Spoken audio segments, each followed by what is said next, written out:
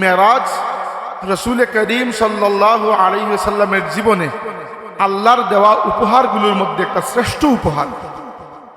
যে মেরাজ জাগ্রত অবস্থায় সশরীরে আল্লাহ তাবারাকা ওয়া তাআলার পক্ষ থেকে ফেরেশতা জিবরাইল আলাইহিস সালাম এসে দুনিয়া থেকে আমাদের নবী সাল্লাল্লাহু আলাইহি ওয়াসাল্লামকে আল্লাহ তাবারাকা ওয়া তাআলা সাক্ষাতে নিয়ে গেছেন, এবং মধ্যখানে যা কিছু হয়েছে যেগুলো কুরআনুল কারীম এবং গ্রহণযোগ্য হাদিস দ্বারা সাবিত, সবকিছুকে আমরা বিশ্বাস করি আলহামদুলিল্লাহ। তো এই ব্যাপারে আকীদাগত দিক থেকে কোনো কথা বলার প্রয়োজন নাই, যেহেতু এই ব্যাপারে আকীদা আমাদের আলহামদুলিল্লাহ সঠিক আছে বলে আমি বিশ্বাস করি, আপনিও বিশ্বাস করেন। তো বক্তা এবং শ্রোতা উভয় যদি একটা ব্যাপারে একমত হয়ে যান তাহলে তো নতুন করে এখানে আর বলার দরকার নেই। কিন্তু আমি ইদানিং একটা জিনিসের কমতি পাচ্ছি, যে মেরাজকে বা মেরাজের বিভিন্ন ঘটনাকে শুধু ঘটনা বা গল্প হিসেবে দেখলে আমরা আমাদের নবী সাল্লাল্লাহু আলাইহি ইসলামের জীবনে আল্লাহ তাবারাকা ওয়া তাআলার দেওয়া অসংখ্য অগণিত নিয়ামত, অসংখ্য অগণিত মুজিজাকে আমরা আসলে দেখছি না। কারণ কি, মেরাজের প্রত্যেকটা বিষয়ের মধ্যে আমাদের নবী সাল্লাল্লাহু আলাইহি সাল্লামের অনন্য মর্যাদা লুকায়িত আছে। যদি আমরা এই মর্যাদা খুঁজে বের করতে পারি, আমাদের কাছে, আমাদের চোখে আমাদের নবী সাল্লাল্লাহু আলাইহি সাল্লামের যে ইজ্জত এবং সম্মানের পজিশন রয়েছে, আমরা যখন দেখব যে না, যে সম্মানের জায়গায় আমরা আমাদের নবীকে রেখেছি, আল্লাহ তাবারাকা ওয়া তাআলা তার চেয়ে বহুগুণ বাড়িয়ে আমাদের নবীকে ইজ্জত দান করেছেন।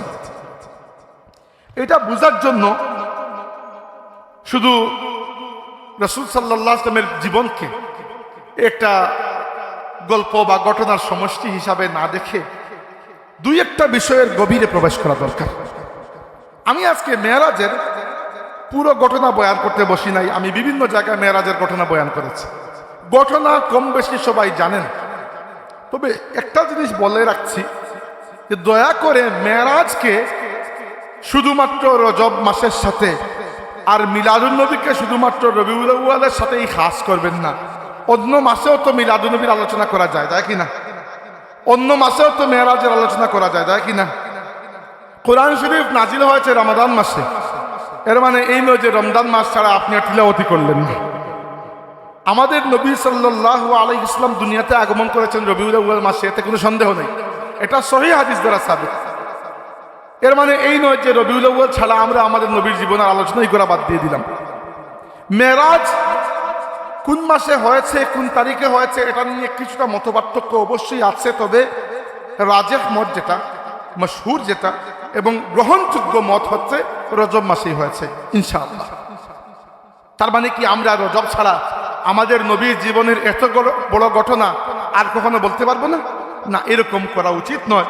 বরং আমরা যারা নিজেদেরকে আহলে সুন্নাত ওয়াল জামাত, ইন শর্ট সুন্নি দাবি করি, আমাদের প্রত্যেকটা মাহফিলে কোনো না কোনোভাবে আমাদের নবী সাল্লাল্লাহু আলাইহি ওয়াসাল্লামের আলোচনা আসার দরকার বলে আমি মনে করি। এবং আপনারা যারা হায়াতে ফুলতুলি সাহেব রহমতুল্লাহি আলাইহিকে পেয়েছেন, তারা তো দেখেছেন, যারা পাননি, যদি সাব কিবলার কোনো ওয়াজের ভিডিও আপনি কখনো দেখেন বা অডিও, আপনি একটা জিনিস লক্ষ্য করতে পারবেন যে সাব কিবলা রহমতুল্লাহি আলাইহির প্রত্যেকটা বয়ান কোনো না কোনোভাবে ঘুরে রাসূলুল্লাহ সাল্লাল্লাহু আলাইহি ইসলামের শান মান অর্থাৎ শানের রিসালাতের দিকেই চলে যেত। এটা একটা অবাক করা বিষয়, এটা আল্লাহর ওলির একটা বড় কারামত ছিল। কিবলা রহমতুল্লাহি আলাইহি খালি শানের রিসালাতের ওয়াজ করেছেন এরকম নয়, করেছেন আরো বিভিন্ন বিষয় করেছেন, তাসাউফ নিয়ে করেছেন, আখলাক নিয়ে করেছেন, ফিকহি মাসলা মাসাইলের সমাধান দিয়েছেন, সামাজিক রাজনৈতিক বিভিন্ন সংস্কারমূলক কথাবার্তাও বলেছেন। কিন্তু যে কোনো বিষয়কে সাব কিবলা রহমতুল্লাহ আলাইহি এমনভাবে উপস্থাপন করতেন যে বয়ানের মধ্যে মানুষ কোনো না কোনোভাবে শানের রিসালাতকে খুঁজে পেয়ে যেত। তাই আমাদের উচিত হচ্ছে আমাদের বয়ানগুলোকে রাসূল আকরাম সাল্লাল্লাহু আলাইহি ইসলামের শান মানের আলোকে এমনভাবে উপস্থাপন করা যেন নিজেদেরকে সুন্নি যে আমরা বলছি এটা খালি মুখে মুখে বলা না হয়, বরং সুন্নি বলার হক আদায় হয়ে যায়। মেরাজের একটা ছোট্ট অংশ নিয়ে আমি কথা বলতে চাই। সেটা হচ্ছে, আপনারা জানেন যে মেরাজ শুরু হয়েছিল কোন জায়গা থেকে। এই ব্যাপারে 2-3টা হাদিস আছে, এগুলোকে একসাথে মিলিয়ে যদি বলি, রাসূলুল্লাহ সাল্লাল্লাহু আলাইহি ওয়াসাল্লাম মক্কা শরীফে হয় তার নিজের ঘরে, নইলে তার চাচাতো বোন উম্মে হানি রাদিয়াল্লাহু আনহার ঘরে শুয়া অবস্থায় ছিলেন। এই সময় জিবরাইল আলাইহিস সালাম এসেছেন, এসে রাসূল আকরাম সাল্লাল্লাহু আলাইহি ওয়াসাল্লামকে ঘর থেকে বের করে নিয়ে গেছেন এবং কাবা শরীফের পাশে যে একটা বাউন্ডারি দেওয়া ছোট্ট স্থান দেখেছেন কখনো কাবা শরীফের পাশে, ভিডিওটাও দেখতে পারবেন, যেটাকে হাতিম বলা হয় বা হিজর ইসমাইল বলা হয়। এই হাতিমের মধ্যে আল্লাহ নবীকে জিবরাইল নিয়ে গেছেন। ওইখানে রাসূলুল্লাহ সাল্লাল্লাহু আলাইহি ওয়াসাল্লামের বক্ষ মুবারক বিদীর্ণ করে জিবরাইল আলাইহিস সালাম কলবে রাসূল বের করেছেন এবং আল্লাহর রাসূলের কলব মুবারককে জমজমের পানিতে ধুয়ে আবার ভেতরে ইনস্টল করে দিয়েছেন। এজন্য নয় যে আমাদের নবীর কলবের মধ্যে নাউজুবিল্লাহ কোনো ময়লা ছিল, বিষয়টা এরকম নয়। বিষয়টা কি সেটা একান্ত আল্লাহই ভালো জানেন। আমার একটা বুঝ হচ্ছে যে রাসূলুল্লাহ সাল্লাল্লাহু আলাইহি সাল্লাম এই দুনিয়া জাহান ছেড়ে যাচ্ছেন অন্য এক জাহানে। সম্ভবত এটা আল্লাহর পক্ষ থেকে তার রাসূলকে এই অন্য জাহানে সফরের প্রস্তুতি নেওয়া হয়েছে। তো যাই হোক, এগুলো বলা উদ্দেশ্য নয়। এরপরে বুরাকের উপর সফর করেছেন। বুরাকের মাধ্যমে রাসূল সাল্লাল্লাহু আলাইহি সাল্লাম বিভিন্ন গুরুত্বপূর্ণ স্থানে নেমে 2 রাকাত নামাজ আদায় করে করে একসময় পৌঁছেছেন বাইতুল মাকদিস, মসজিদে আকসায়। সেখানে গিয়ে রাসূল সাল্লাল্লাহু আলাইহি ওয়াসাল্লাম বলেছেন যে আমি ওয়াকাদ রাআইতুনি ফি জামাআতিন মিনাল আম্বিয়া, আমি নিজেকে দেখলাম তামাম নবী রাসূল, আল্লাহ পাক যে 1,24,000 আম্বিয়া প্রেরণ করেছেন, আমি সবাইকে বাইতুল মাকদিসে উপস্থিত এবং আমার আশেপাশে আমার নিজেকে এদের সবার মধ্যখানে আমি আবিষ্কার করলাম। এবং 1,24,000 নবীর সাথে আল্লাহ তাবারাকা ওয়া তাআলা আমাদের নবীকে সরাসরি ফেস টু ফেস সাক্ষাৎ করান নাই। সাক্ষাৎ হয়েছে মাত্র কয়েকজন নবীর সাথে, এবং কাদের সাথে সাক্ষাৎ হবে সেটাও তো আল্লাহর পরিকল্পনা। সাক্ষাতের পরে হাদিসে এসেছে ফাহাদাতিস সালাতু ফাআমামতুহুম, নামাজের ব্যবস্থা করা হয়েছে এবং আমি মুহাম্মদুর রাসূলুল্লাহ তামাম নবীদের নিয়ে এই জামাতের মধ্যে ইমামতি করেছি। এরপরে আরো বিভিন্ন ছোটখাটো গুরুত্বপূর্ণ ঘটনা ঘটেছে। ছোটখাটো বলতে ছোট নয়, মেরাজের হিসাবে এগুলা এত বড় ঘটনা নয়, মেরাজে এর থেকে বড় বড় ঘটনা ঘটেছে। এরপরে চলে গেছেন উর্দু আকাশ।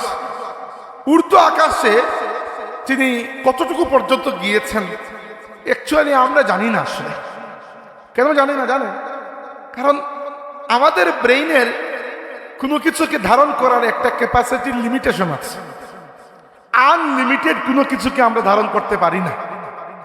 ধরেন এই যে 1/2 লিটারের পানির বোতল, এই 1/2 লিটারের পানির বোতলের মধ্যে 1 সাগর পানিকে আপনি ঢুকাতে পারবেন না, তার লিমিটের অতিরিক্ত হয়ে যাবে। আমাদের ব্রেইনের একটা লিমিটেশন আছে। এই লিমিটেশন আমাদেরকে বলে যে আমরা যখন কোনো কিছুকে চিন্তা করি, এই চিন্তার সাথে 2টা জিনিস নিশ্চিতভাবে যুক্ত হয়। একটা হচ্ছে সময়, একটা হচ্ছে স্থান। সময় এবং স্থান ছাড়া আমরা কোনো কাজকে কল্পনা করতে পারি না। দেখেন তো একবার একটা বাক্য আমাকে বানিয়ে দেখান, যে বাক্যের মধ্যে, যে বাক্য ক্রিয়ামূলক বাক্য কিন্তু এর মধ্যে সময় স্থান নাই, এরকম কোনো ক্রিয়া আপনি বানাই দিয়ে পারবেন না। হয় আমি বক্তৃতা দিয়েছি, নয় দিচ্ছি, নয় দেব, এই 3 কালেই তো সীমাবদ্ধ। 4 নম্বর কোনো কালে তো আমরা যেতে পারবো না। 2 নম্বর, আমরা স্থান ছাড়া কোনো কিছুকে কল্পনা করতে পারি না। যে যে জায়গায় আছেন ওই জায়গাটাই তার স্থান। কিন্তু রাসূলুল্লাহ সাল্লাল্লাহু আলাইহি ওয়াসাল্লাম এমন সময়ে এমন জায়গায় গিয়েছেন যেখানে সময়ও নাই, যেখানে স্থানও নাই। থাকলে সেটা এমনভাবে আছে যেটা দুনিয়ার নিয়মের সাথে কোনো মিল নাই। অতএব আল্লাহর রাসূলকে আল্লাহ পাক সর্বশেষ কোন জায়গায় নিয়ে গেছেন সে ব্যাপারে আসলে আমরা ভালো করে জানি না। যদিও বলা হয় আরশে আজিম পর্যন্ত গিয়েছেন। আরশে আজিম পর্যন্ত গিয়েছেন, নাকি এরও উপরে কোনো জায়গা আছে যেখানে গিয়েছেন, ওইখানে জায়গা নামক কোনো কিছু আছে কিনা সেটাও আমরা জানি না। শুধু এটা জানি রাসূল সাল্লাল্লাহু আলাইহি ওয়াসাল্লাম বলেছেন, সুম্মা রুফি আলী হাত্তা আসমাউ শরীফ মুস্তাবান আসমাউ শরীফ আল আকলাম, এত জায়গা পর্যন্ত, এত দূর পর্যন্ত নিয়ে যাওয়া হয়েছে যে কলম যখন আল্লাহর হুকুমে লৌহে মাহফুজের উপর লিখে, ওই কলমের লেখার আওয়াজটা আমি নিজের কানে শুনতে পেয়েছি।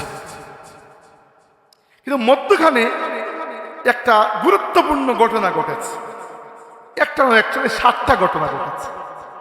এই ঘটনাগুলো আমি একটু অ্যানালাইসিস করতে চাই আপনাদের কাছে, যে আল্লাহ তাবারাকা ওয়া তাআলা আপনার নবীকে কোন লেভেলের উপহার দান করেছে। আমরা জানি আল্লাহ আমাদের নবীকে অসংখ্য উপহার দিয়েছে। এর মধ্যে একটা উপহার আল্লাহ বলেছেন, ইন্না আতাইনাকাল কাউসার, হে নবী আমি আপনাকে কাউসার দান করেছি। গত 2 বছর আগে এই মঞ্জলাল সাববাড়িতে এই মাহফিলে আমি সূরা কাউসার নিয়ে কথা বলেছিলাম, সেখানে কাউসার সম্পর্কে বিস্তারিত বলেছি। আমাদের নবীকে আল্লাহ বহু উপহার দিয়েছেন, এর মধ্যে আমার মতে সর্বশ্রেষ্ঠ উপহার 2টা। একটা হচ্ছে দুনিয়াতে আল্লাহ দিয়েছেন যে আমার নবী সাল্লাল্লাহু আলাইহি সাল্লামের মনের মধ্যে ইচ্ছা ছিল যে মুসলমানদের যে কিবলা, প্রথম কিবলা ছিল বাইতুল মাকদিস, কিবলাটা যদি বাইতুল মাকদিস থেকে ফিরে মসজিদে হারাম অর্থাৎ বাইতুল্লাহ কাবা শরীফের দিকে ফিরে আসে। কাবা শরীফ বানিয়েছেন আমাদের নবী সাল্লাল্লাহু আলাইহি ওয়াসাল্লামের পূর্বপুরুষ, আমাদের মুসলিম জাতির পিতা সাইয়্যিদুনা ইব্রাহিম খলিলুল্লাহ। এজন্য আল্লাহর নবীর ইচ্ছা ছিল যে আমার বাবার নির্মাণ করা বাইতুল্লাহর দিকে যেন কিবলাটা ফিরে যায়। কখনো মুখ দিয়ে বলেন নাই, শুধু আসমানের দিকে চেহারা তুলে আল্লাহ রাব্বুল আলামিনের দয়ার পানে তাকিয়েছেন। আল্লাহ বলেছেন, কাদ নারা তাকাল্লুবা ওয়াজহিকা ফিস সামাই ফালানুওয়াল্লিয়ান্নাকা কিবলাতান তারদাহা। হে রাসূল, আপনি যে আসমানের দিকে মুখ তুলে তাকান, আমি আল্লাহ ওটা দেখেছি, অতএব আমি আল্লাহ কিবলাকে সেই দিকে পরিবর্তন করে দিচ্ছি যেদিকে পরিবর্তন করলে আপনার পছন্দ হয়ে যায়। 1,24,000 নবী, তার মধ্যে 315 জন রাসূল, তার মধ্যে 5 জন হচ্ছেন উলুল আজম, শ্রেষ্ঠ রাসূল, সাইয়্যিদুনা নূহ, সাইয়্যিদুনা ইব্রাহিম, সাইয়্যিদুনা মূসা, সাইয়্যিদুনা ঈসা ইবনে মারইয়াম, সাইয়্যিদুনা মুহাম্মদ সাল্লাল্লাহু আলাইহি আজমাইন। এই 5 জনের মধ্যে 4 জন, প্রথম 4 জন, এই সবাইকে মিলালেও যাদের জীবন সম্পর্কে আমরা সামান্যতম জানি, এতটুকু নিশ্চিত করে বলতে পারবো এইরকম কোন মর্যাদা কোন উম্মতকে দেওয়া তো দূরের কথা, অন্য কোন রাসূলকেও আল্লাহ দেন নাই যে আসমানের দিকে চোখ দিয়ে তাকিয়েছেন, আল্লাহ পুরো উম্মতের কিবলাকে পরিবর্তন করে দিয়েছেন। কত বড় সম্মানের বিষয়। 2 নম্বর, আমার জন্য আল্লাহর রাসূলের প্রতি আল্লাহর শ্রেষ্ঠতম গিফট সূরা দুহার মধ্যে আল্লাহ বলেছেন, ওয়ালা সাউফা ইউতিকা রাব্বুকা ফাতারদা, ওয়ালা সাউফা ইউতিকা রাব্বুকা ফাতারদা। হে নবী, আপনার রব আপনাকে এত বেশি দেবেন, এত বেশি দেবেন যে আপনি আপনার রবের প্রতি সন্তুষ্ট হয়ে যাবেন। রাসূল সাল্লাল্লাহু আলাইহি ওয়াসাল্লাম এই আয়াতের আলোকে বলেছেন যে কিয়ামতের দিন আমার একটা উম্মত জাহান্নামে থাকা অবস্থায় আমি আল্লাহকে বলবো যে আল্লাহ আমি সন্তুষ্ট হই নাই। শেষ ব্যক্তিকে জাহান্নাম থেকে বের করার পরে আমি বলবো আল্লাহ আমি সন্তুষ্ট হয়ে গেছি। এটা আপনার আমার জন্য কত বড় জামিন। চিন্তা করে দেখেন যে জাহান্নামে যদি আমরা চলেও যাই, আশা করছি আল্লাহ মাফ করে দেবেন, যদি বাই চান্স আল্লাহ না করুক শাস্তি দিয়েও দেন আল্লাহ, এতটুকু ভরসা আছে যে আমার তো আর নেক আমল নাই, নেক আমলের বাহাদুরি দিয়ে আমি জান্নাত নিশ্চিত করতে পারবো না। আল্লাহ যদি দয়া করে, যেহেতু দয়া করে তার হাবিবের উম্মত বানিয়েছেন, দয়া করে তার হাবিবের চোখে যদি আমাকে ফেলে দেন আর আল্লাহর রাসূল দেখে যদি বলে ফেলেন আল্লাহ আমার উম্মত, আল্লাহ রাব্বুল আলামিন সাথে সাথে জাহান্নাম থেকে মুক্তি দিয়ে দেবেন ইনশাআল্লাহ। এইগুলো উপহার, আরো উপহার হাজারটা আছে, আমি কতটা বলবো, কিন্তু আজকে যেটা বলতে চাচ্ছি যে মেরাজের সময় রাসূল সাল্লাল্লাহু আলাইহি ওয়াসাল্লামকে আল্লাহ রাব্বুল আলামিন দুনিয়ার জীবনের জন্য একটা বহুত বড় উপহার দিয়েছেন। এই উপহারকে আমরা কেউ খেয়াল করি না। খেয়াল করলে উলামায়ে কেরামের মধ্যে ইমাম ইবনে হাজার আসকালানী, হাফিজ ইবনুল কাইয়্যিম জাওজি, এরা কেউ কেউ এই ঘটনা নিয়ে বিস্তারিত লিখেছেন। তো আমি এটা নিয়ে একটু বলতে চাই। এটা তো আমরা জানি যে রাসূলুল্লাহ সাল্লাল্লাহু আলাইহি ওয়াসাল্লাম যখন উপরের দিকে গেলেন, সিদরাতুল মুনতাহা, বাইতুল মামুর, তো এইগুলোতে যাওয়ার আগে 1, 2, 3, 4, 5, 6, 7 এই 7টা আসমান একে একে পাড়ি দিয়েছেন। ওই 7টা আসমানে কি ঘটেছে? 7টা আসমানে গুরুত্বপূর্ণ 7টা ঘটনা ঘটেছে, এবং প্রত্যেকটা ঘটনা আমাদের নবীর জিন্দেগির সাথে এমনভাবে সম্পৃক্ত যে আল্লাহ তাবারক ওয়া তাআলা কি রকম পরিকল্পনা করেছেন তার রাসূলকে খুশি করার, সান্ত্বনা দেওয়ার, এটা এই ঘটনার মাধ্যমে স্পষ্ট হয়ে যায়। কিভাবে? আমরা হাদিসে পাই যে রাসূল সাল্লাল্লাহু আলাইহি ওয়াসাল্লাম যখন প্রথম আসমানে গিয়েছেন, জিবরাইল আসমানের দরজায় যখন নাড়া দিয়েছেন, তখন আসমানের ফেরেশতা যিনি দায়িত্বশীল, তিনি জিজ্ঞেস করেছেন কে এসেছে? বলেছেন আমি জিবরিল। জিজ্ঞেস করা হয়েছে ওমান মাআকা, তোমার সাথে কে? জিবরিল বলেছেন মুহাম্মদ সাল্লাল্লাহু আলাইহি ওয়াসাল্লাম। তো ওই ফেরেশতা জিজ্ঞেস করেছেন ওয়াকাদ উরসিলা বিহি, তাকে কি আল্লাহ নিজে ডেকেছেন, নিমন্ত্রণ করা হয়েছে? জিবরাইল বলেছেন হ্যাঁ, আল্লাহ নিজেই তাকে নিমন্ত্রণ করেছেন। তখন ফেরেশতা আসমানের দুয়ার খুলে দিয়েছেন এবং বলেছেন মারহাবান বিহি ফানিআমাল মুজিউ জাআ। ফেরেশতা মারহাবান বলে আল্লাহর রাসূলকে সম্ভাষণ জানিয়েছেন। দুনিয়াবি উদাহরণ দিচ্ছি বোঝানোর জন্য, আল্লাহ মাফ করুন।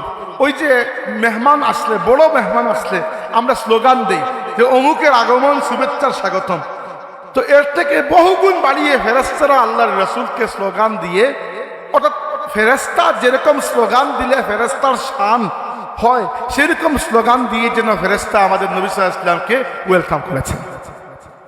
এখন গুরুত্বপূর্ণ ঘটনা হচ্ছে ওইখানে যাওয়ার পরে রাসূলুল্লাহ সাল্লাল্লাহু আলাইহি ওয়াসাল্লাম দেখেছেন যে একজন ব্যক্তি বসে আছেন প্রথম আসমানে, যার ডান পাশে কিছু বাচ্চা, কিছু মানুষ, আর বাম পাশে কিছু মানুষ।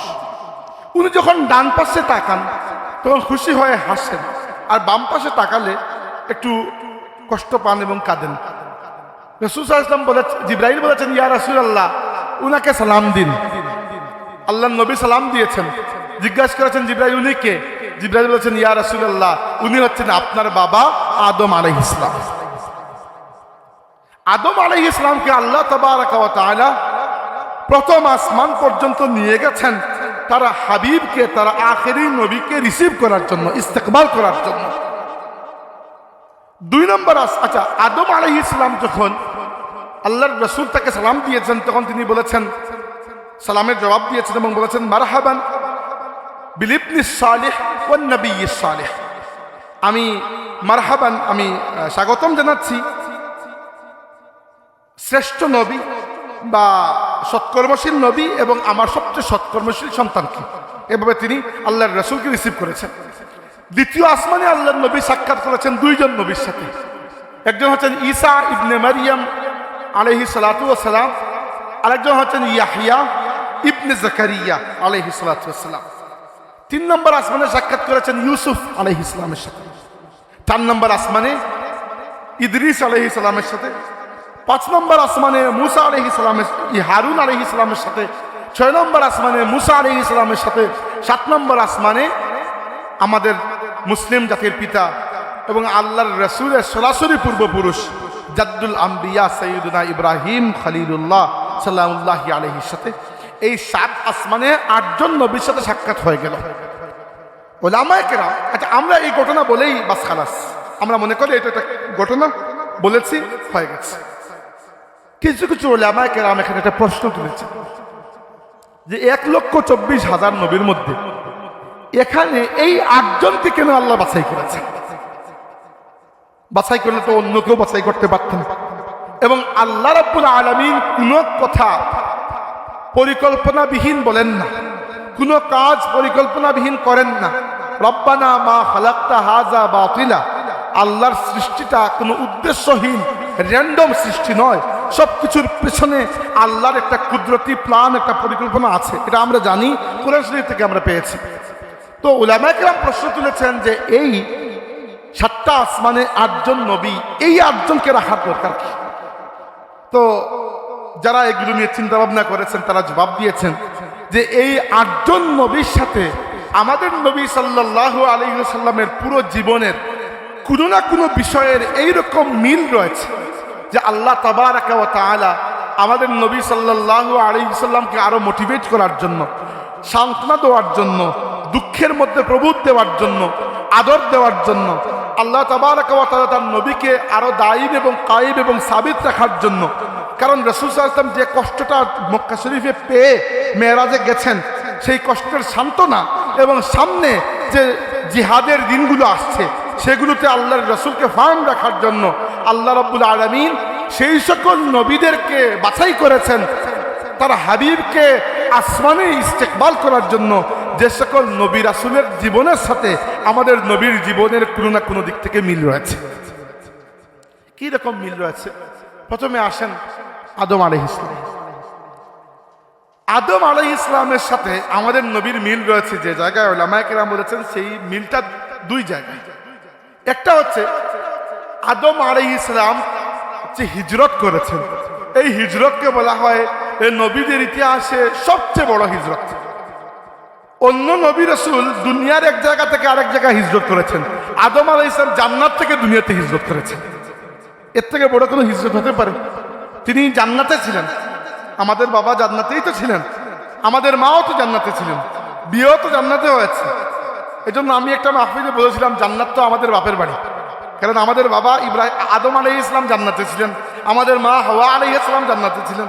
জান্নাতে আমরা যাবোই যাবো ইনশাআল্লাহ, কেউ আটকাতে পারবে না ইনশাআল্লাহ। ঘটনা হচ্ছে আদম আলাইহিস সালামের সাথে সাক্ষাৎ এজন্য আল্লাহ তাবারক ওয়া তাআলা করিয়েছেন আল্লাহর রাসূলকে বোঝানোর জন্য, ইয়া রাসূলুল্লাহ কিছুদিনের মধ্যে আপনাকে নিজের প্রিয় মাতৃভূমি মক্কা শরীফ ছেড়ে অজেনা এক জায়গায় হিজরত করা লাগবে। হ্যাঁ, মদিনাকে আল্লাহর রাসূল নিজের জন্য মহব্বতের পাত্র বানিয়েছেন, কিন্তু প্রথম দিকে যখন হিজরত করেছেন, আমাকে বলুন যত শক্ত মানুষ হোক নিজের ভিটা বাড়ি ছেড়ে অন্য জায়গায় চিরস্থায়ীভাবে চলে যেতে কারো ভালো লাগে? কেউ নিজের শখে যাবে না। আব্দুল্লাহ ইবনে আব্বাস রাদিয়াল্লাহু আনহু বলেছেন রাসূল আকরাম সাল্লাল্লাহু আলাইহি ওয়াসাল্লাম যখন হিজরত করছেন তখন বারবার মক্কা শরীফের দিকে পেছনে ফিরে তাকিয়েছেন, চোখ দিয়ে পানি পড়ে, দাড়ি মুবারক ভিজে গেছে এবং বারবার বলেছেন, হে প্রিয় মক্কা ভূমি, আমি তোমাকে বড় মহব্বত করি, যদি তোমার সন্তানরা আমাকে বাধ্য না করতো আমি কখনো তোমাকে ছেড়ে যেতাম না। এখানে আদম আলাইহিস সালামের সাথে সাক্ষাতের সম্পর্ক কি? সম্পর্ক আছে। আল্লাহ বুঝাতে চাচ্ছেন, হে আমার হাবিব, যে হিজরত আপনি করবেন সেটা কঠিন, কিন্তু আপনার বাবা আদম যে হিজরত করেছেন এইরকম কঠিন হিজরত কেউ করে নাই। এজন্য আল্লাহ রাব্বুল আলামিন যেন হিজরতের একটা ট্রেনিং আদম আলাইহিস সালামের সাথে সাক্ষাতের মাধ্যমে আমাদের নবীকে দিয়ে দিয়েছেন।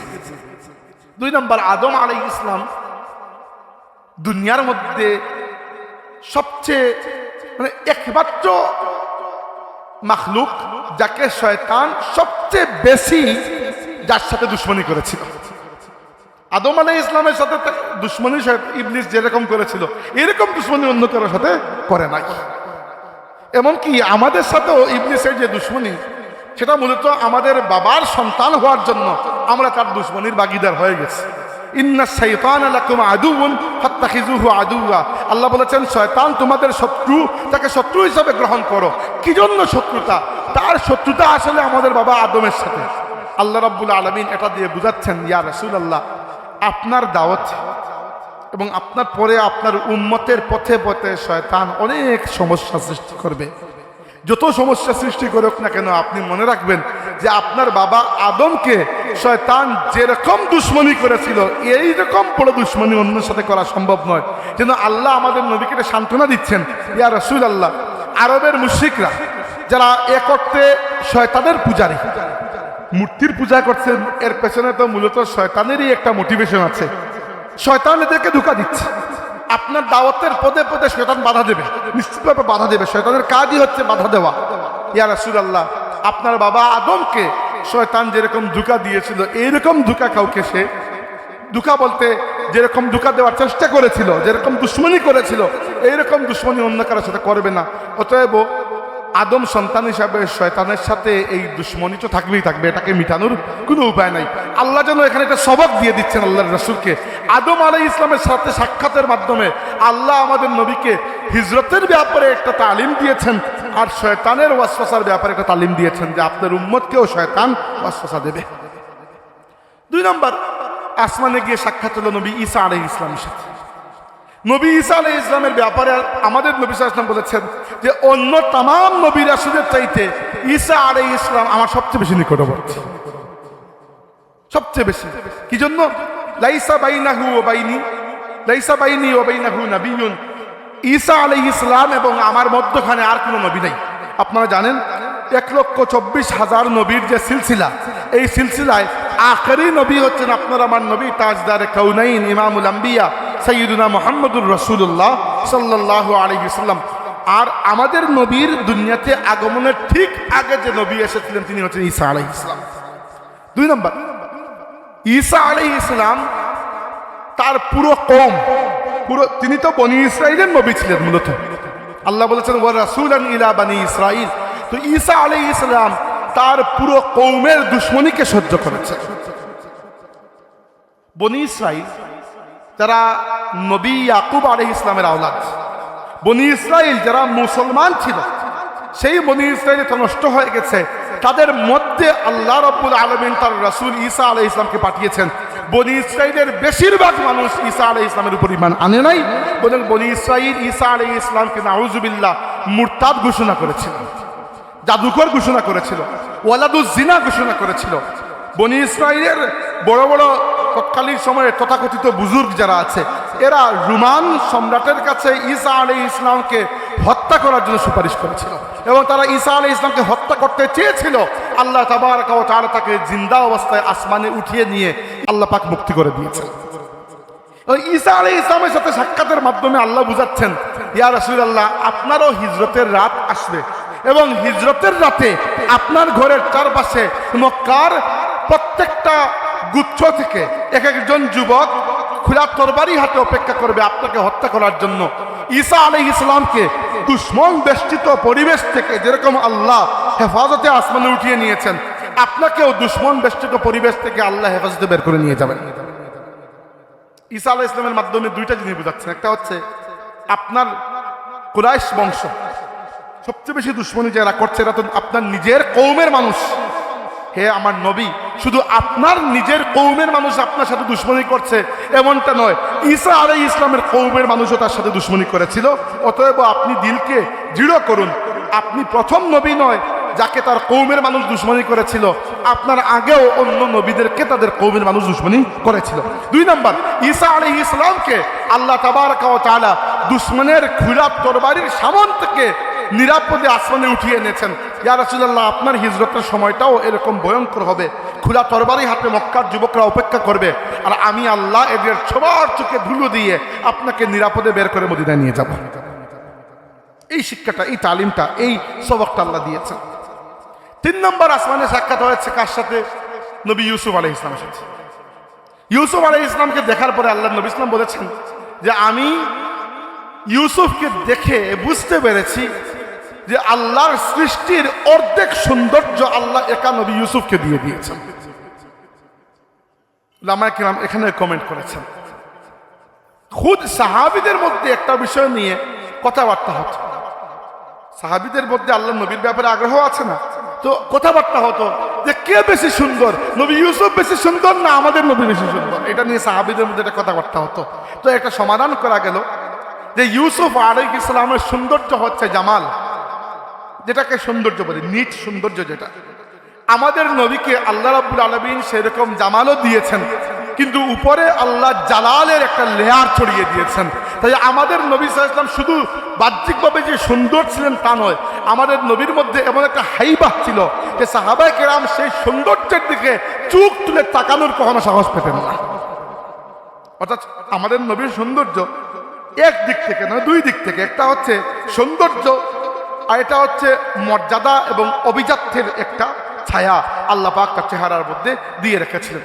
ইউসুফ আলাইহিস সালামের সাথে সাক্ষাতের মূল উদ্দেশ্য সৌন্দর্য নয়, সাক্ষাতের উদ্দেশ্য হচ্ছে ঈসা আলাইহিস সালামকে তার কওম দুশমনী করেছিল এবং হত্যা করতে চেয়েছিল। হে মুহাম্মদ সাল্লাল্লাহু আলাইহি ওয়াসাল্লাম, আপনার কওমও আপনার সাথে দুশমনী করবে, হত্যা করতে চাইবে। ইউসুফ আরো খাস। কেন? ইউসুফ আলাইহিস সালামের সাথে তার নিজের আপন ভাইয়েরা, তার পরিবারের সদস্যরা দুশমনী করে তাকে কূপের মধ্যে ফেলে গিয়েছিল। ঘটনা জানেন তো আপনারা। তার নিজের ভাইয়েরা, তার বাবার পুত্ররা দুশমনী করে তাকে কূপের মধ্যে ফেলে গিয়েছিল। হে আমার নবী, আপনার চাচা আবু লাহাব যে আপনার প্রাণের দুশমন হয়ে উঠেছে, আপনি প্রথম নবী নয়, যার পরিবারের সদস্যরা তাদের সাথে দুশ্মনী করেছে, আপনার আগেও ইউসুফের পরিবারের সদস্যরা ইউসুফের সাথে দুশ্মনী করেছে। দেখেন এখানেও একটা শিক্ষা আছে না, প্রত্যেকটা আসমানে আল্লাহ আমাদের নবীর জীবনের কোনো না কোনো ঘটনাকে অন্য নবীর জীবনের সাথে মিলিয়ে আমাদের নবীকে সান্ত্বনা দিতে চাচ্ছেন। এবং একটা তালিমের ব্যবস্থা, আমাদের নবীর শিক্ষক সরাসরি আল্লাহ তাবারক ওয়া তাআলা, আল্লাহ অন্য নবীদের উদাহরণের মাধ্যমে আমাদের নবীকে তালিম দিচ্ছেন যে ইউসুফ আলাইহিস সালামকে তার নিজের ভাইয়েরা দুশ্মনী করেছে, আর সেই নিজের ভাইয়েরা আপনার নিজের চাচাতো ভাই, আল্লাহর রাসূলের একজন চাচাতো ভাই ছিলেন, নাম ছিল আবু সুফিয়ান। ওই যে আবু সুফিয়ানকে আপনারা চিনেন ওই আবু সুফিয়ান না, উনি আরেকজন আবু সুফিয়ান। আবু সুফিয়ান নামে মক্কায় গুরুত্বপূর্ণ দুইজন মানুষ ছিলেন। একজন আবু সুফিয়ান ইবনে হারব, যার কথা আমরা সবাই চিনি, মক্কার কুরাইশদের সর্দার ছিলেন আবু সুফিয়ান, পরে ইসলাম কবুল করেছেন। আরেকজন আমাদের নবীর আপন চাচাতো ভাই আবু সুফিয়ান ইবনে হারিস ইবনে আব্দুল মুত্তালিবের নাতি। এই আবু সুফিয়ান আমাদের নবীর সমবয়সী ছিলেন, দুজন একসাথে বড় হয়েছেন। কিন্তু ইসলামের দাওয়াত শুরু করার পরে এই আবু সুফিয়ান আর তার নিজের কথাবার্তা দিয়ে আমাদের নবীর মনে যতটুকু আঘাত দিয়েছেন অতটুকু আঘাত অন্য কেউ দেয় নাই। হ্যাঁ, এই আবু সুফিয়ান পরবর্তীতে মক্কা বিজয়ের পরে ইসলাম কবুল করেছেন, ঠিক আছে, কিন্তু কষ্ট তো দিয়েছেন। তো আবু লাহাব চাচা কষ্ট দিচ্ছে, আবু সুফিয়ান ভাই কষ্ট দিচ্ছেন। আল্লাহ বুঝাচ্ছেন ইউসুফকে দেখিয়ে, ইয়া রাসূলুল্লাহ আপনি প্রথম নয়, ইউসুফকেও তার ভাইয়েরা কূপের মধ্যে ফেলে গেছে।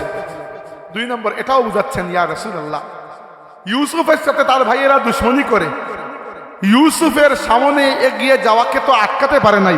শেষ পর্যন্ত ইউসুফ আলাইহিস সালামকে আল্লাহ মিশরের নেতৃত্ব দান করেছেন। ইয়া রাসূলুল্লাহ আপনার সাথে আজকে মক্কা যারা দুশমনী করছে, তায়েফে আপনার উপর যারা পাথর নিক্ষেপ করেছে, এরা আপনার অভিযাত্রাকে সামনে আটকাতে পারবে না। আল্লাহ তাবারক ওয়া তাআলা আপনার হাতে দুনিয়া এবং আখিরাতের সমস্ত কুঞ্জির চাবি দান করে দিয়েছেন। আল্লাহ নবী নিজে বলেছেন, দুনিয়া আখিরাতের তামাম খাজানার চাবি আল্লাহ আমাকে দান করে দিয়েছেন। এবং দুনিয়াবী ক্ষেত্রে দেখেন, যে মক্কাবাসী আল্লাহর রাসূলকে বাধ্য করেছিল মক্কা শরীফ ত্যাগ করতে, হিজরত করেছেন আল্লাহর হুকুমে, ঠিক আছে, হিজরতকে কেউ বলে পলায়ন, নাউযুবিল্লাহ, হিজরত পলায়ন নয়, হিজরত মোটেও পলায়ন নয়। কিন্তু আল্লাহর রাসূল হিজরত করেছেন তখন যখন মক্কাবাসী তাকে হত্যা করতে চেয়েছে এবং সাহাবীদের প্রাণের দুশমন হয়ে উঠেছে তখন। কিন্তু সেই মক্কা শরীফকে মাত্র 8 বছর পরে 8ম হিজরিতে আমাদের নবী 10,000 সাহাবী দিয়ে মক্কা শরীফকে বিজয় করে নিয়েছেন। যেভাবে মক্কার ইউসুফের ভাইয়েরা ইউসুফ আলাইহিস সালামকে কূপের মধ্যে ফেলার পরেও ইউসুফ আলাইহিস সালামের অগ্রযাত্রাকে আটকাতে পারে নাই, আজকে মক্কার মানুষ এবং খুদ আপনার পরিবারের সদস্যরা আপনার সাথে দুশমনী করে আপনাকে আটকাতে পারবে না। ইয়া রাসূলুল্লাহ আমি আল্লাহ আপনাকে দুনিয়াতে এমন বিজয় দান করব, এবং এমন বিজয় দান করেছেন। আমাদের নবী সাল্লাল্লাহু আলাইহি ওয়াসাল্লাম দুনিয়া থেকে বিদায় নেওয়ার মাত্র 15 বছরের মধ্যে সাহাবায়ে কেরাম অর্ধ পৃথিবীতে ইসলামের বিজয় দিশাল উড়িয়ে দিয়েছেন। 4 নম্বর আসমানে সাক্ষাৎ হয়েছে নবী ইদ্রিস আলাইহিস সালামের সাথে। নবী ইদ্রিস আলাইহিস সালাম সেই নবীদের মধ্যে একজন যাদের ব্যাপারে আমরা খুবই কম জানি, খুব বেশি জানি না আসলে তার ঘটনা কি। কোরআন শরীফে মাত্র একটাই কথা আল্লাহ বলেছেন, ওয়াজকুর ফিল কিতাবি ইদ্রিস ইন্নাহু কানা সিদ্দীকান নাবিয়্যা ওয়া রাফা'নাহু মাকানান আলিয়্যা। ইমাম ইবনে হাজার আসকালানী রাহমাতুল্লাহ আলাইহি বলেছেন যে ইদ্রিস আলাইহিস সালামের জীবনের একটাই ঘটনা গুরুত্বপূর্ণ পাওয়া যায়। সেই ঘটনা হচ্ছে যে নবী ইদ্রিস আলাইহিস সালাম একবার ফেরেশতা জিবরাইলকে জিজ্ঞেস করলেন, জিবরাইল করব মানুষকে ইসলামের দাওয়াত দেওয়ার জন্য। একজন তিনি জিজ্ঞেস করেছেন, জিবরাইল আমার আর দুনিয়াতে হায়াত কয়দিন বাকি আছে? জিবরাইল আল্লাহর হুকুমে তাকে নিয়ে জিন্দা অবস্থায় আসমানের দিকে গেলেন যে মালাকুল মাউত আজরাইলকে জিজ্ঞেস করব যে আপনার রেজিস্ট্রারি খাতায় নবী ইদ্রিস আলাইহিস সালামের হায়াত আর কয়দিন লেখা আছে? 1, 2, 3 উঠে 4 নম্বর আসমানে যাওয়ার পরে জিবরাইল আলাইহিস সালাম এবং নবী ইদ্রিস আলাইহিস সালাম দেখলেন মালাকুল মাউত মৃত্যুর ফেরেশতা নিচের দিকে নেমে আসছেন। তখন জিবরাইল জিজ্ঞেস করলেন মৃত্যুর ফেরেশতাকে, মালাকুল মাউতকে, যে আমার সাথে নবী ইদ্রিস আলাইহিস সালাম আল্লাহর হুকুমে আমি তাকে নিয়ে উপরের দিকে যাচ্ছি আপনার সাথে মুলাকাত করার জন্য। জিজ্ঞেস করব এইটা যে নবী ইদ্রিস আলাইহিস সালামের দুনিয়াবী হায়াত আর কয়দিন বাকি আছে? মালাকুল মাউত বললেন আর 1 সেকেন্ডও বাকি নাই, আমি যাচ্ছি দুনিয়াতে তার রূহ কবজ করার জন্য। এই বলে 4 নম্বর আসমানে থাকা অবস্থায় মালাকুল মাউত নবী ইদ্রিস আলাইহিস সালামের রূহকে কবজ করে ফেললেন। তো নবী ইদ্রিস আলাইহিস সালাম একমাত্র ব্যক্তি, ইমাম ইবনে হাজার আসকালানী রাহমাতুল্লাহ বলেছেন তিনি একমাত্র ব্যক্তি যার ইন্তেকাল হয়েছে আসমানে। এই জন্য আল্লাহ বলেছেন ওয়া রাফা'নাহু মাকানান আলিয়্যা, আমি আল্লাহ তাকে উঁচু স্থানে উঠিয়ে এনেছি, তার মর্যাদাকে বৃদ্ধি করেছি এবং ফিজিক্যালি তাকে তুলে এনেছি অনেক উঁচু জায়গায়। এখন দেখেন ইদ্রিস আলাইহিস সালামকে আল্লাহ কি বলেছেন, ওয়া রাফা'নাহু মাকানান আলিয়্যা, আর আমাদের নবীকে বলেছেন ওয়া রাফা'না লাকা যিকরাক। ইদ্রিস আলাইহিস সালামকে ফিজিক্যালি আল্লাহ রাব্বুল আলামিন 4 নম্বর আসমানে তুলে এনেছেন, এখানে তার হায়াত শেষ হয়ে গেছে, এখানে ইন্তেকাল করেছেন বাস। আর আমাদের নবীকে আল্লাহ বলেছেন ওয়া রাফা'না লাকা যিকরাক, ইয়া রাসূলুল্লাহ আপনাকে আমি আল্লাহ এভাবে ইদ্রিসের মতো জিন্দা অবস্থায় আসমানে উঠাবো। মেরাজের সময় আল্লাহ উঠিয়েছেন ঠিক আছে, কিন্তু ওই সময় আমাদের নবী ইন্তেকাল করেন নাই, আবার দুনিয়াতে ফিরে গেছেন। কিন্তু যেটা মূলত আমি আল্লাহ আপনার জন্য করেছি ওয়া রাফা'না লাকা যিকরাক, আমি আল্লাহ আপনার আলোচনাকে, আপনার জিকিরকে, আপনার ইয়াদকে, আপনার শান মান মর্যাদাকে আমি আল্লাহ সমুচ্চরিত করে দিয়েছি। ইদ্রিস আলাইহিস সালাম ফিজিক্যালি উপরে উঠেছেন, আমার নবীও ফিজিক্যালি উপরে উঠেছেন। ইদ্রিস যে জায়গায় আছেন 4 নম্বর আসমানে, ওই জায়গায় আমার নবীর সাথে তার সাক্ষাৎ হয়েছে।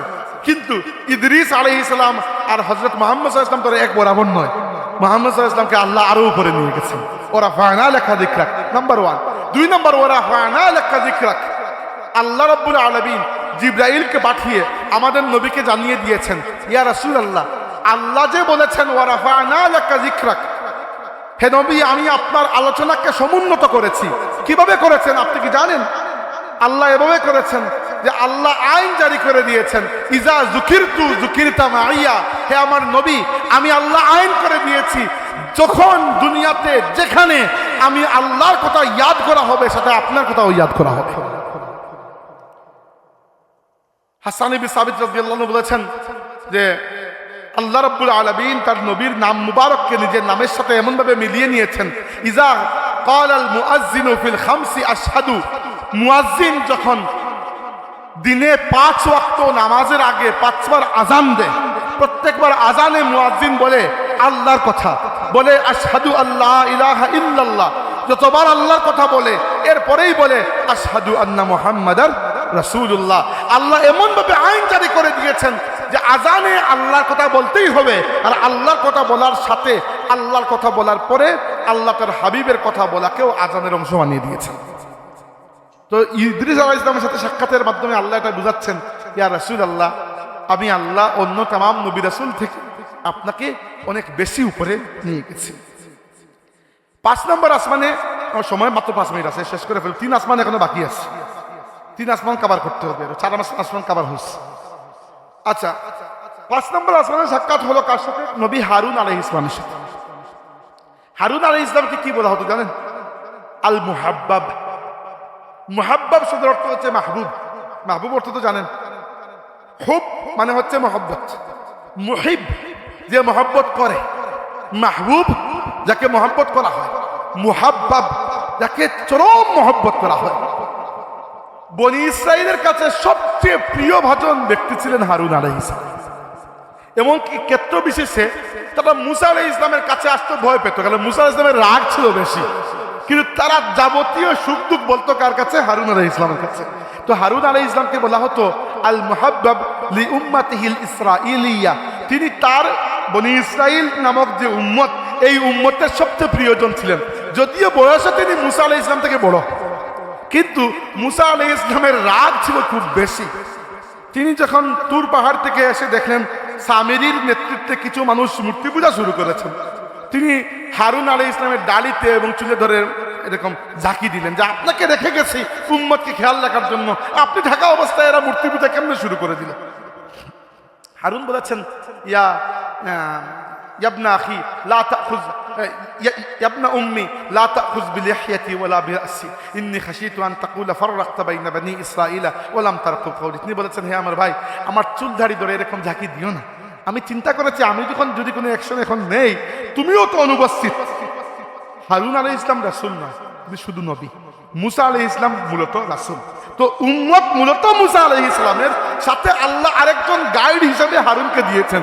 তো হারুন আলাইহিস সালাম কি করতেন, মুসা আলাইহিস সালাম এবং তার উম্মতের মধ্যখানে একটা ব্রিজ ছিলেন, যারা ডিরেক্টলি মুসার সাথে কিছু কথা বলতে সাহস পেত না।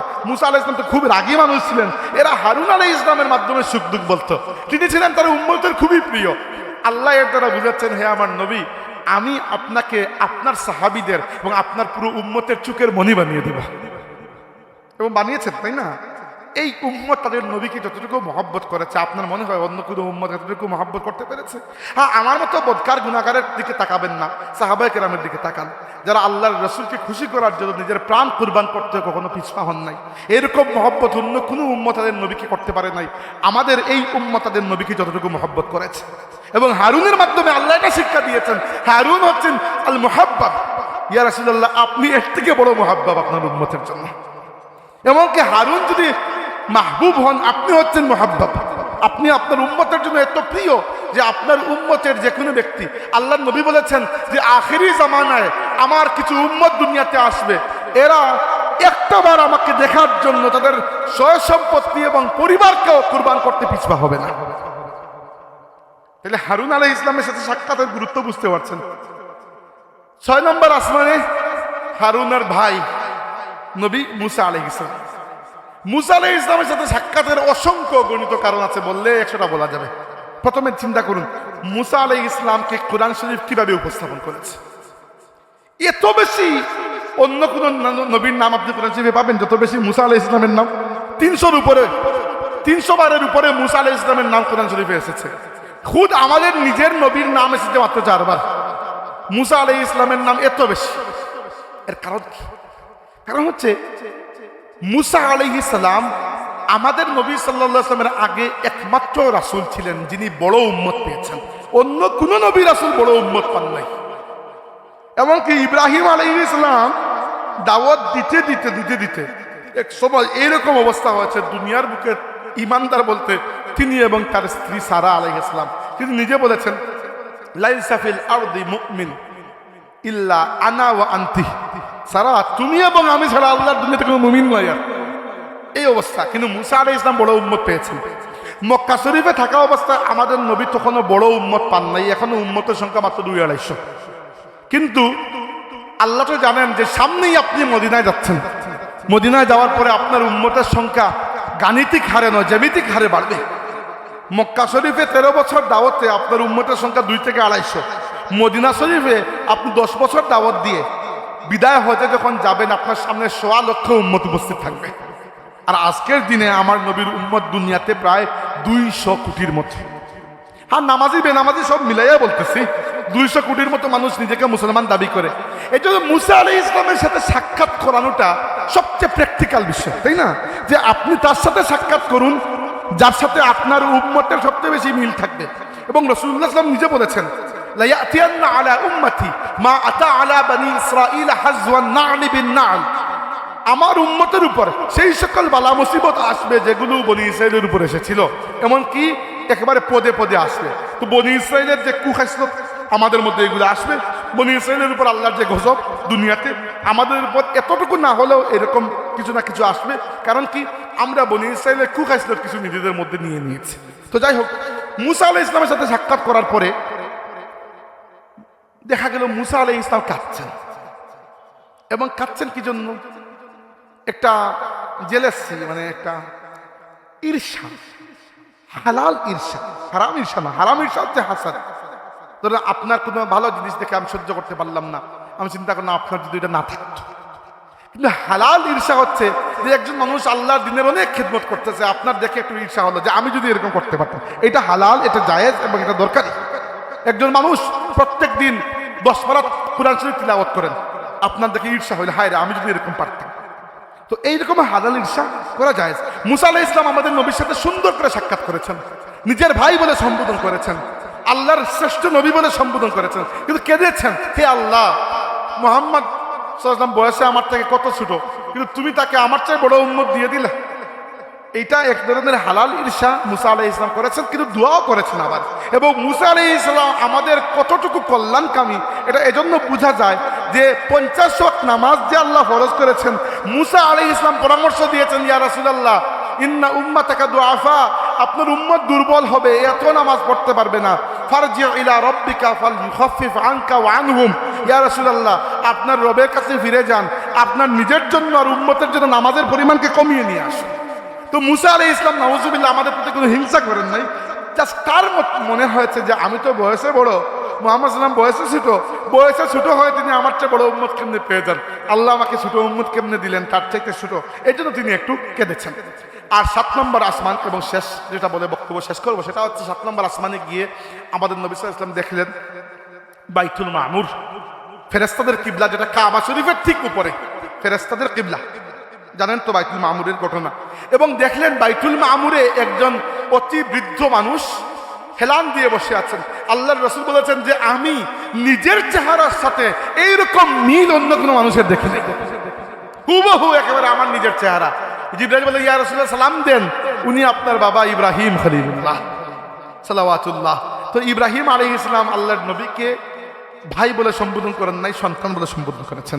দুইজন নবী আমাদের নবীকে সন্তান বলেছেন, একজন আদম আলাইহিস সালাম, কারণ অবশ্যই আমরা সবাই তার সন্তান, একজন ইব্রাহিম আলাইহিস সালাম, কারণ সমস্ত মুসলিম জাতি তার নিজের সন্তান। আল্লাহর রাসূল তার নিজের বংশের মানুষ।